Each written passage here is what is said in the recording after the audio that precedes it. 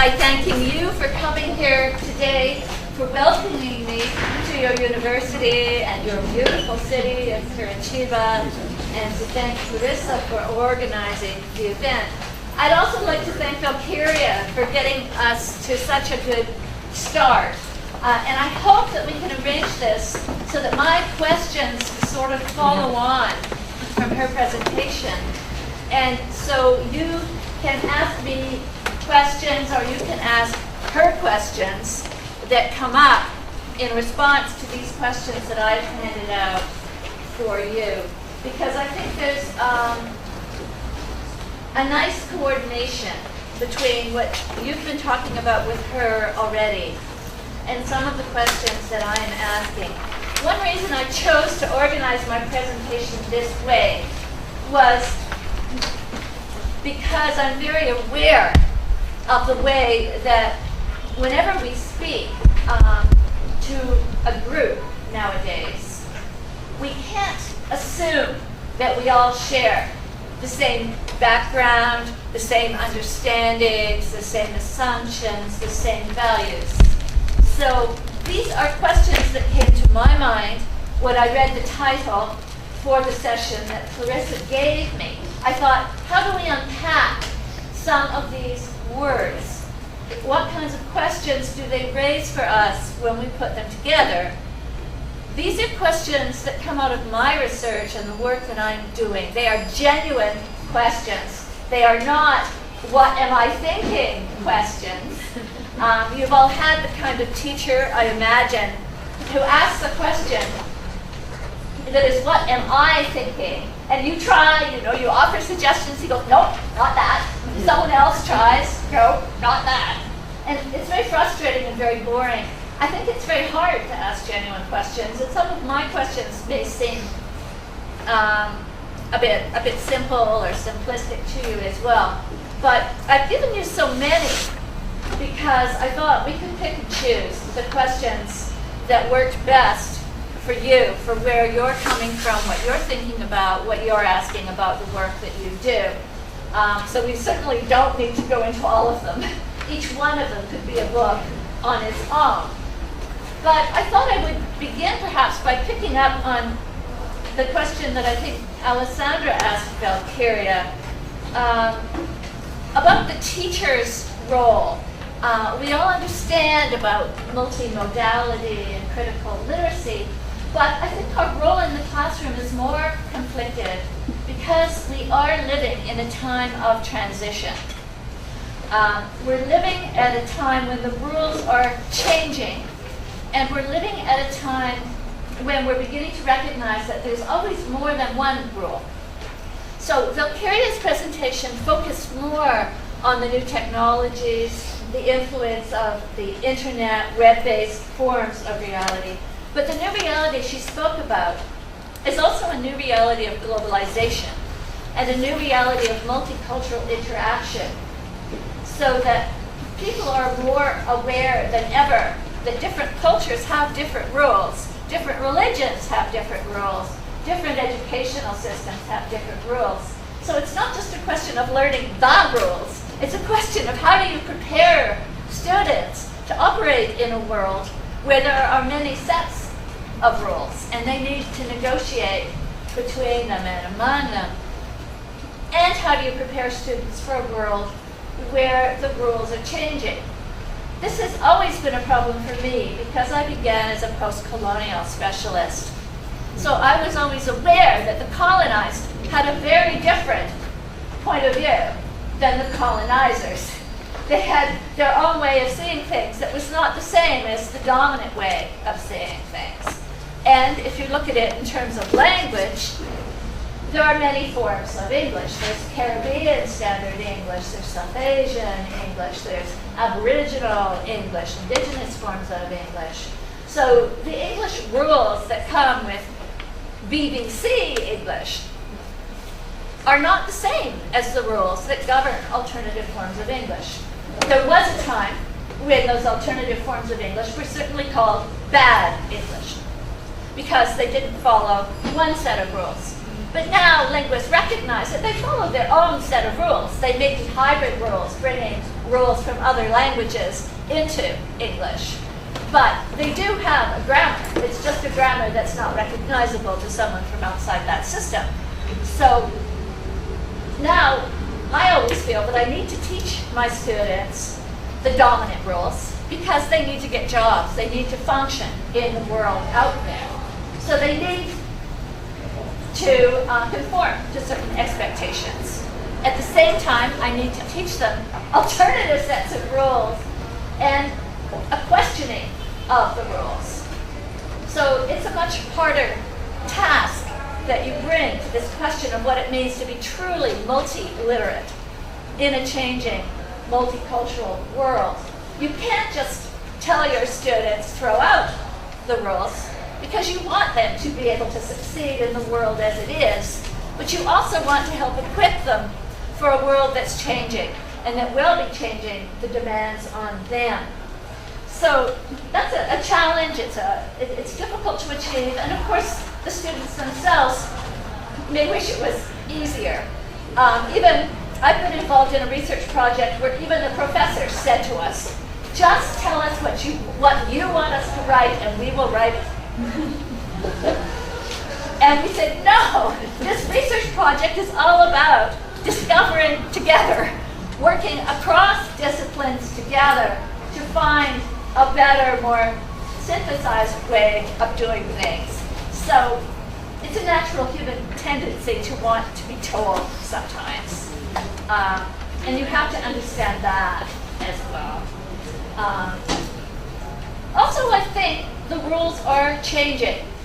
The rules of English grammar are changing. The rules that I used to enforce when I was teaching English, some of them are still hold, but some have disappeared.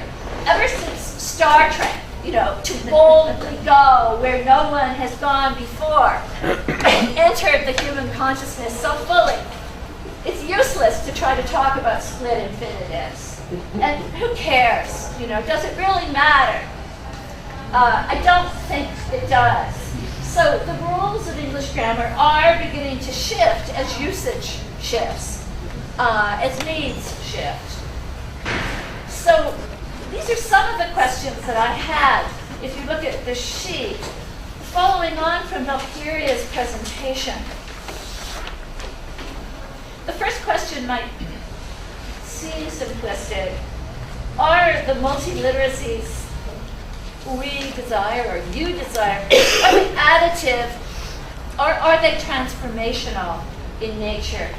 And I ask this because it has implications for the curriculum that we design and for the way that we teach.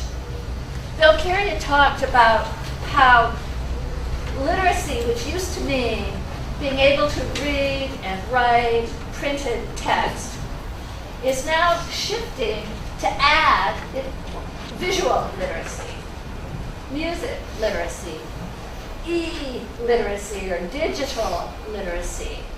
There are now hundreds of adjectives for literacy that you've probably encountered. There's informational literacy, the ability to find and analyze information. In Canada, the most popular form of literacy with our government at the moment is financial literacy, and by which they mean training people to take responsibility for their own pensions rather than relying on an employer or a state for their pensions. So that these new adjectives for describing literacy are never neutral. They always involve a kind of power shift in society, and often it's a shift in the relation between public and private. Those relations have been shifting throughout history. Universities, began in association with the church, and then in some countries they moved into associations with the state. Now there's very much pressure to return not just universities, but all forms of education to the private for-profit sector. So this is the context in which we work. This is the context in which we teach and ask these questions. So what I mean by asking, is it additive? I mean, you simply say, we go from literacy to multi-literacy. We now have 20 different kinds of literacy that we teach instead of one. Or is it fundamentally transformational? And of course it can be both. But if it's fundamentally transformational, it will involve the kind of changes in how we teach and how we assess our students and what we expect them to learn. It may involve changes in our curriculum. If we're aiming to transform education itself, how it operates, the learning process itself, how we learn, how our students learn, how we learn to learn from each other in more reciprocal ways rather than the standard, top-down professor to student way. So this is a question that comes out of my own experience in an English literature department, where the post-colonial was meant to be transformational. If you introduce post-colonial literature, it should change how you teach English literature from Britain. It shouldn't just be an add-on, so that you have literature from Britain, literature from the United States, and then from Canada, the Caribbean, India, Africa. It should change how you read and understand and interpret all literature. But that has not really happened in our English departments. So I worry the same thing could happen with the multi-literacies if we don't introduce some form of critical literacy, because I think critical literacy is meant to be transformational. But critical literacy is not a dogma. Critical literacy has thousands of meanings depending on who is advocating it. And it's a process where you leave yourself open. You leave yourself open to be corrected, to learn yourself, because you don't have all the answers. So that's partly why I framed this as a list of questions. Questions for you, questions from me. But because we're all still used to some form of lecturing, I began by talking a little bit about views that came out of Valkyria's talk. But I would like to throw this open to you now, to ask you, which of these questions speaks to you most immediately where you are? Which of these questions would you like me to contextualize a bit more, to explain what I was thinking about when I asked the question?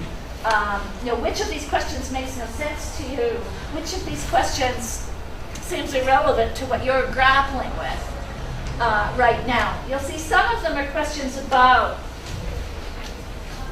English specifically, and some of them are questions, the third set are questions about the context in which we work.